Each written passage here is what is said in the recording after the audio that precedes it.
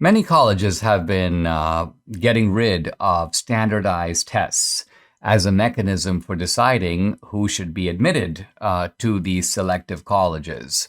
And this has come in the wake of a massive campaign over a couple of decades now from the left that standardized testing is racist. Standardized testing is racist because it creates disproportionate outcomes for different ethnic groups. Basically, Asian Americans do the best, whites do the second best, Latinos the third best, African Americans least, best of all, worst of all, you could say.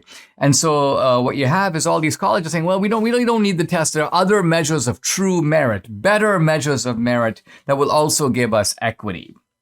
Now, I was thumbing through, there's a revealing interview this is with CNBC. Now, CNBC is a business outlet. They're not really trying to examine education per se, but they conduct an interview with Alex Coupet, Coupet, a former admissions officer both at the University of Chicago and Stanford.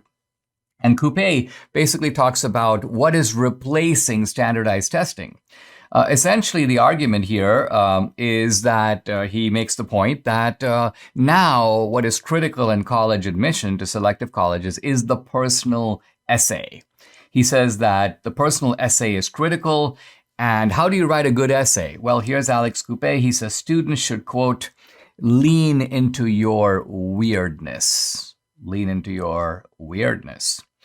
I'm quoting him now. We were all adolescents at one point, and there's an emphasis on being, quote, normal. Normal here is in quote. He probably said there's an emphasis on being normal. But I'm liking the way that students more frequently now are willing to be weird and willing to be themselves a lot more. Colleges are definitely looking for that.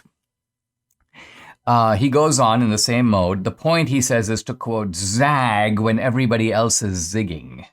So the idea here is that everybody is walking the normal way. You stand on your head. Everybody thinks this, so you should think that.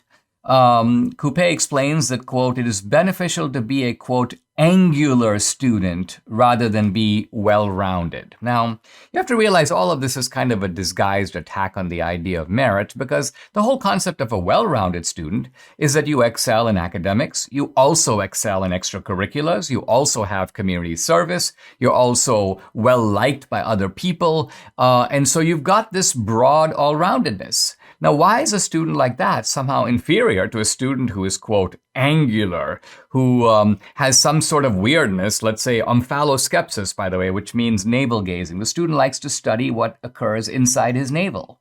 He definitely meets the criterion of weirdness. Probably he's not the norm. Most students don't think like that.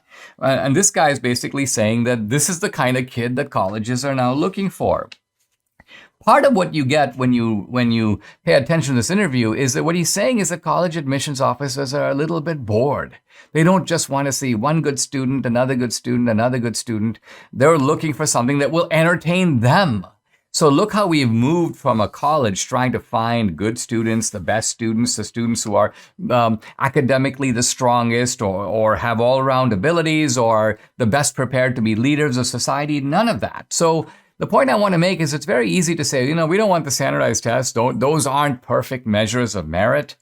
But you see what replaces it? Absolute madness. When you get away from standards, you end up with no standards. So is this equity? No. Is it true merit? No. Is this a system for getting the best students? No. But could it possibly work at any particular university? Yes, I can only think of one kind of university where these kinds of students would fit right in, and that university should be titled Weirdo U.